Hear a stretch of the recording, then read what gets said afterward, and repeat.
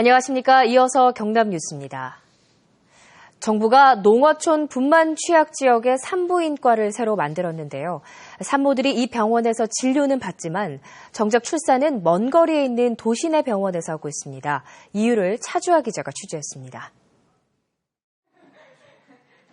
임신 28주 차인 32살 조은정 씨. 집에서 4분 거리의 병원에서 4주마다 태아의 건강을 확인합니다. 2년 전 정부 지원으로 진료와 분만이 가능한 산부인과가 생긴 덕분입니다. 하지만 정작 출산은 망설입니다. 마산에서 낳을지 이제 여기서 낳을지 고민 중이에요.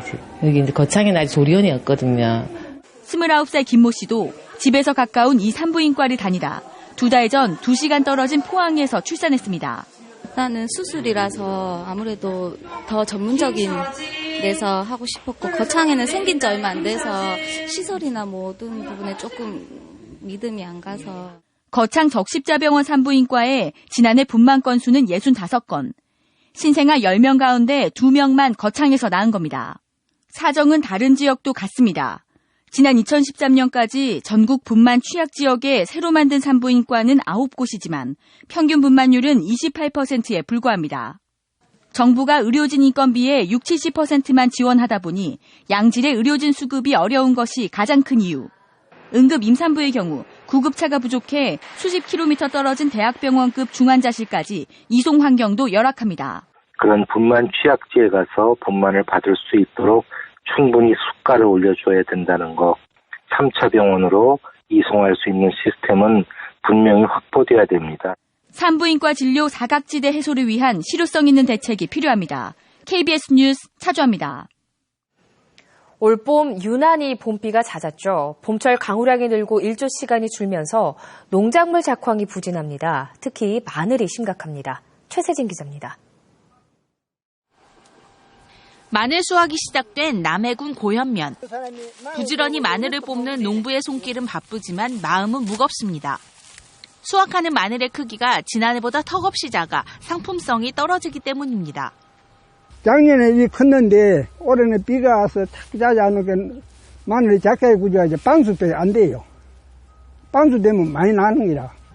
크기로 볼 때 지난해 1등급으로 평가될 만한 마늘은 나오지 않고 품질이 가장 좋은 마늘은 지난해 2등급 수준입니다. 지난달 잦은 봄비로 습해와 병충해를 입은 탓입니다. 마늘이 흐물흐물해지면서 썩는 무름병과 잎집 썩은병 등이 돌면서 마늘이 제대로 생장하지 못했습니다.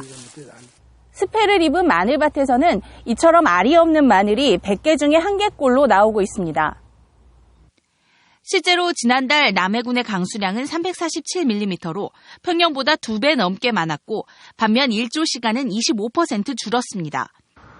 병충해 방제를 위해 농약을 친 것이 마늘종 수확 시기와 겹치면서 올해 마늘종 수확도 지난해의 70% 수준으로 급감했습니다.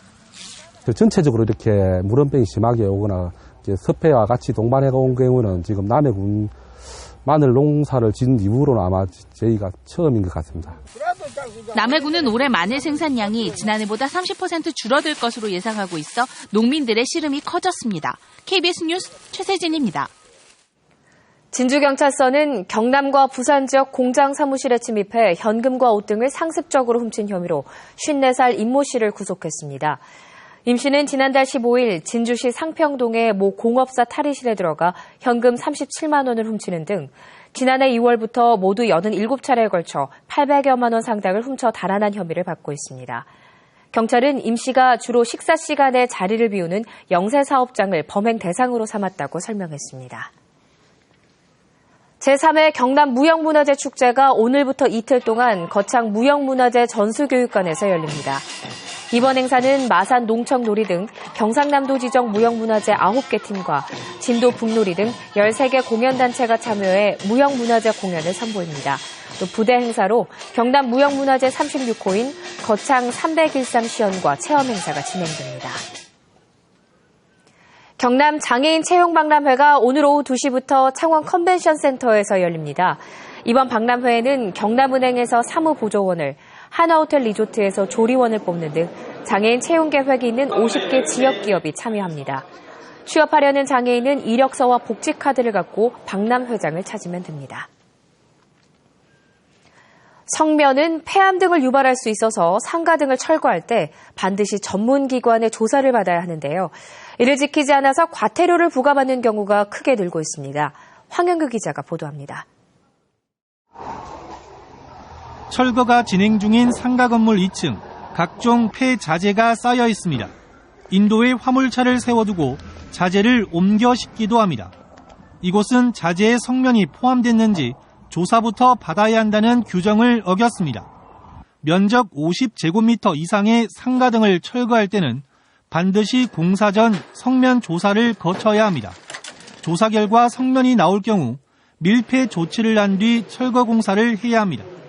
이 공간처럼 밀폐를 하지 않을 경우 작업자들이 성면에 노출될 수가 있고 또한 철거 시 대기 중에 성면이 노출되므로 위험합니다. 하지만 산업안전보건법에 명시된 이런 규정을 위반하는 곳이 많습니다. 각종 폐기물을 처리해야 하는 상가 철거나 보수공사 과정에서 성면 조사를 하지 않아 적발되는 사례가 해마다 늘고 있습니다. 지난해에만 부산 지역 상가 62곳이 적발돼 건물주나 임차인에게 4억 2천만 원의 과태료가 부과됐습니다. 상가 건물 철거가 성면 조사 대상인지조차 모르거나 철거 공사를 업체에 떠맡기다 보니 성면 조사가 무시되는 경우도 있습니다. 상가 리모델링 과정에서도 성면이 검출될 수 있다는 인식이 부족해서 건축주 또는 시공업자들이 성면 조사 없이 철거를 하는 사례가 많습니다. 상가 철거 때도 검출될 수 있지만 방치되는 성면, 작업 근로자는 물론 주변 상인, 행인들의 건강까지 위협할 수 있습니다. KBS 뉴스 황현규입니다.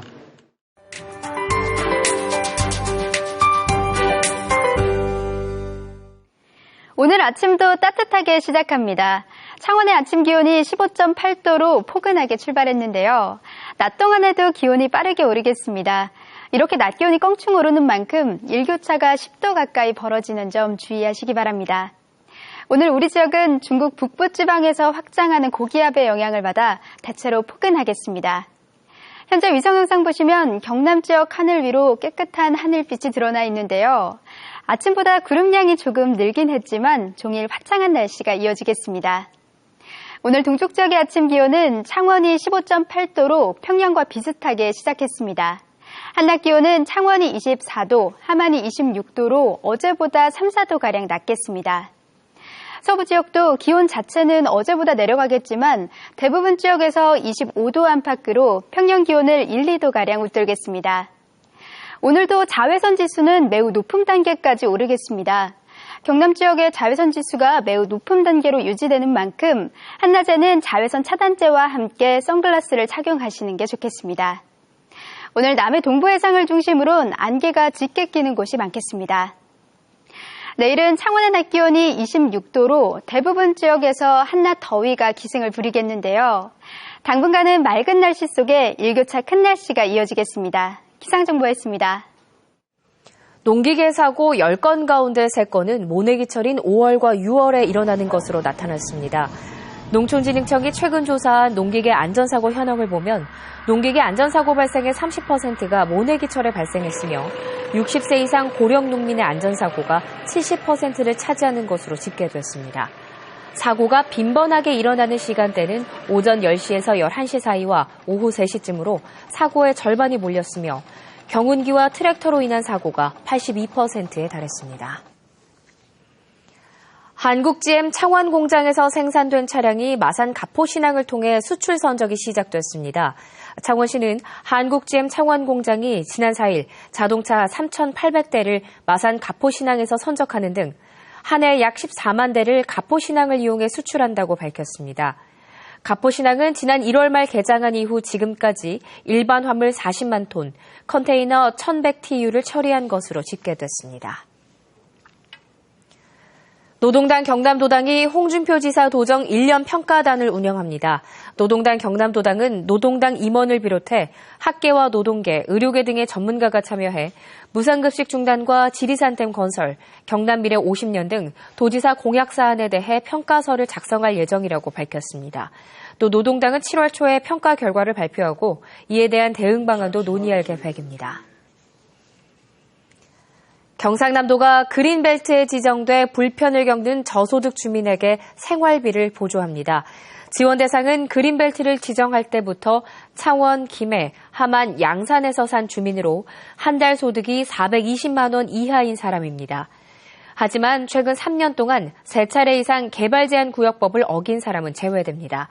지원 대상자는 지난해 사용한 학자금과 전기료, 정보통신비, 의료비 등에 대해 한 가구에 최대 60만 원을 받게 됩니다. 올해 경상남도 교육청 지방공무원 임용시험 경쟁률이 13대 1을 기록했습니다. 경상남도 교육청이 지난 11일부터 15일까지 인터넷 원서 접수를 한 결과 246명 선발에 3,270명이 지원해 전체 평균 경쟁률이 13.3대 1로 집계됐습니다. 교육행정직렬은 58명 모집에 1,230명이 원서를 접수해 21.3대 1로 가장 높은 경쟁률을 보였습니다. 농어촌 지역의 교통카드 사용이 전면 확대되고 요금 할인 폭도 커집니다. 경상남도는 교통카드 이용률이 시 지역은 81.6%지만 농어촌 지역은 21%에 불과해 70% 이상으로 끌어올리기로 했습니다. 경상남도는 이를 위해 125개 읍면 가운데 55곳에 설치된 교통카드 충전소를 연말까지 모든 곳에 확대 설치합니다.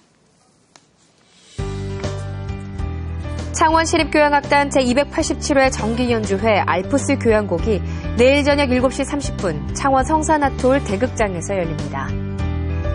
한일 청년작가 교류전이 이달 말까지 창원갤러리 필에서 전시됩니다. 굿뉴스 의료봉사회에서 다음 달 말까지 2015 아프리카 의료봉사 참가자를 모집합니다. KBS 뉴스를 마칩니다. 고맙습니다.